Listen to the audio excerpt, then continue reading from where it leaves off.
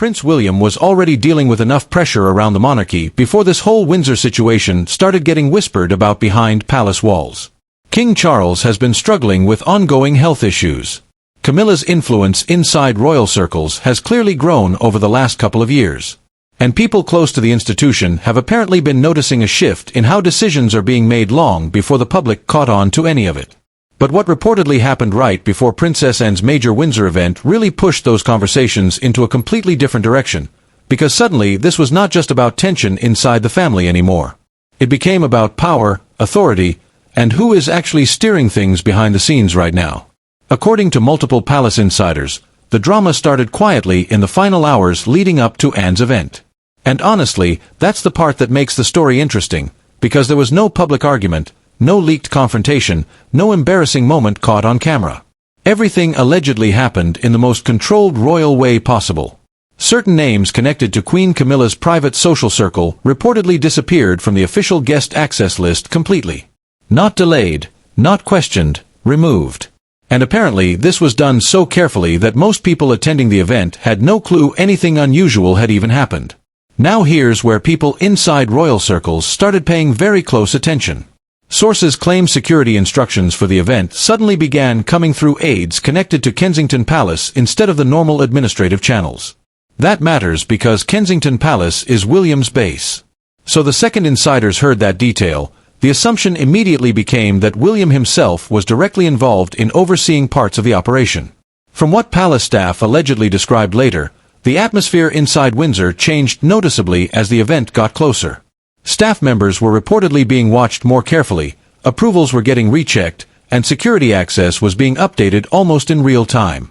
And then several guests tied to Camilla's network supposedly arrived expecting normal entry privileges, only to discover their credentials no longer worked.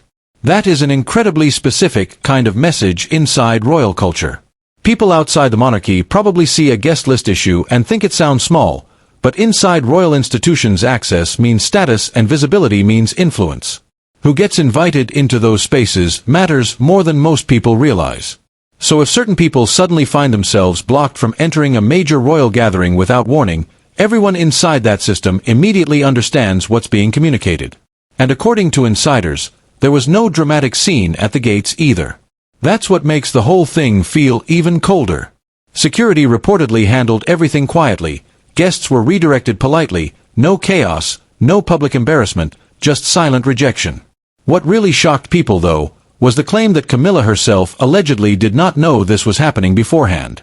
Sources say members of her circle began contacting her after discovering they'd been removed from approved access lists, and by that point the event was already underway.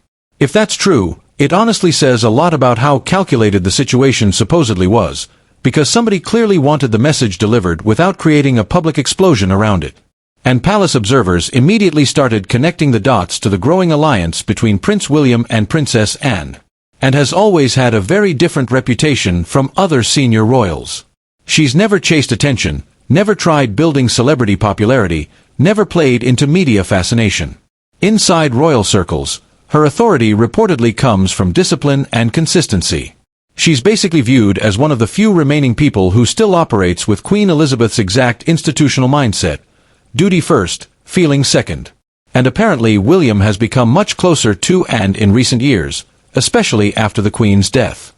According to palace whispers, the two have reportedly been having more strategic conversations behind the scenes about the future of the monarchy, how royal responsibilities should be handled, and what direction the institution should move toward during this unstable period. Several insiders now believe Anne's influence on William has become much stronger than people publicly understand. That's why this Windsor event suddenly started looking bigger than just a guest list controversy. Because Anne's gathering was reportedly tied heavily to Queen Elizabeth's legacy and the old royal philosophy about structure, hierarchy, and institutional discipline. So when William allegedly stepped in personally to review access surrounding that event, royal insiders interpreted it as something symbolic, not emotional, not personal drama, more like a quiet reminder about who controls the future direction of the monarchy now. By the next morning, people connected to Camilla's wider SOC. Eel Circle were reportedly scrambling for answers because nobody seemed willing to officially explain what had happened. And honestly, that silence probably made the entire situation feel even worse. In royal life, When something embarrassing happens behind the scenes, there is usually some kind of soft cleanup afterward. Somebody quietly reassures people. Somebody leaks a calming explanation to friendly reporters. The palace normally hates allowing confusion to spiral unchecked because they know speculation spreads fast once royal correspondents start talking. But according to insiders, none of that happened this time. Buckingham Palace reportedly stayed completely silent about the guest list removals. Kensington Palace did the exact same thing. No clarification, no anonymous briefing, nothing. Staff members were allegedly told not to discuss the situation internally either, which veteran palace observers apparently found very unusual. One insider described it as a deliberate silence, which honestly tells you a lot by itself, because when the palace chooses not to soften something, it usually means the people behind the decision feel no need to defend it. That's the part royal commentators really started focusing on afterward. William supposedly continued public appearances normally without acknowledging any of the rumors building around Windsor, no attempt to ease tensions publicly, no visible concern about upsetting Camilla's camp, just complete composure. And several people close to royal operations reportedly saw that as a major shift in William's leadership style.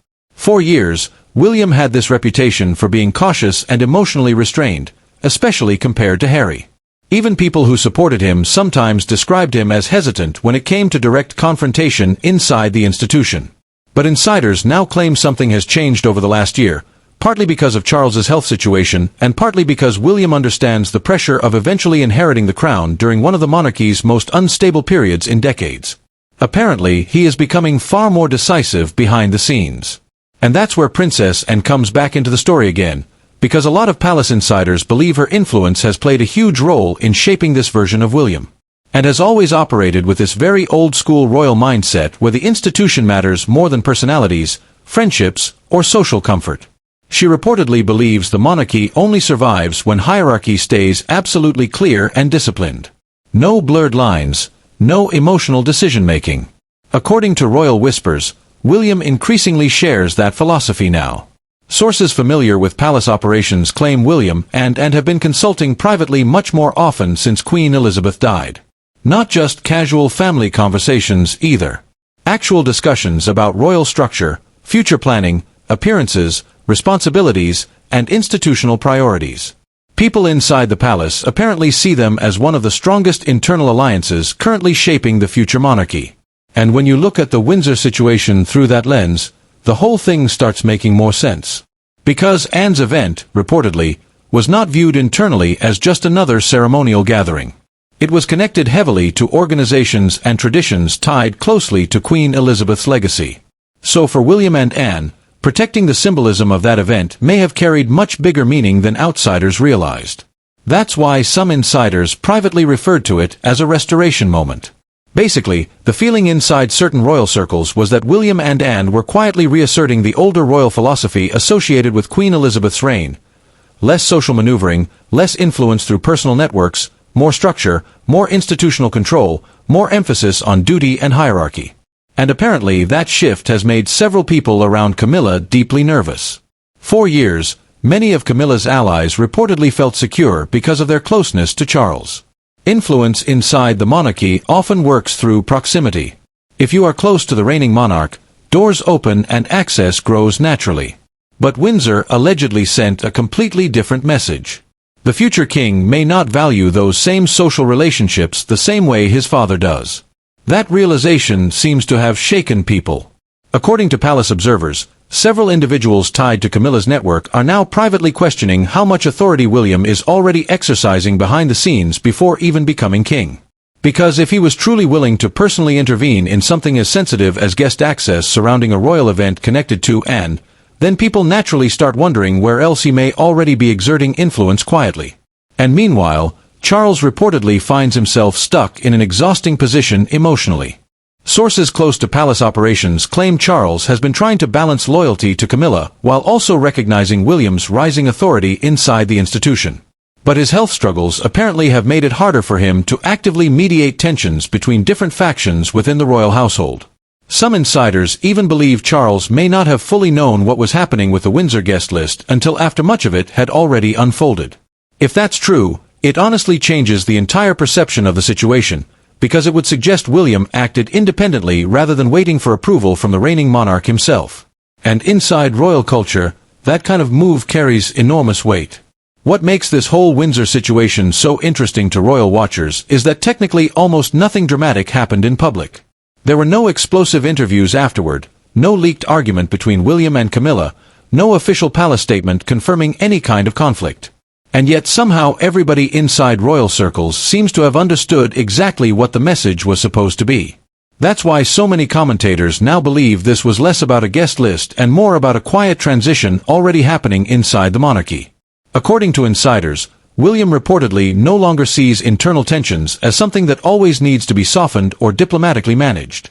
People close to palace operations claim he has become much more comfortable making uncomfortable decisions if he believes they protect the long-term structure of the institution.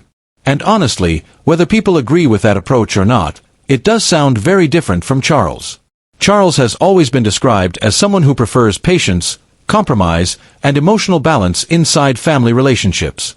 William apparently operates differently. Several observers now say he seems increasingly focused on discipline and clarity, even if that creates friction in the short term. And Windsor may have been the clearest example yet of that mindset playing out behind the scenes. Because when you really look at the details, every part of the operation reportedly felt extremely controlled. The removals were quiet, security changes were discreet, nobody publicly embarrassed Camilla, nobody openly challenged her authority, but at the same time the message was impossible to ignore for anyone inside that world. Access can be removed, influence can shift, and proximity to the current monarch does not automatically guarantee proximity to the future one.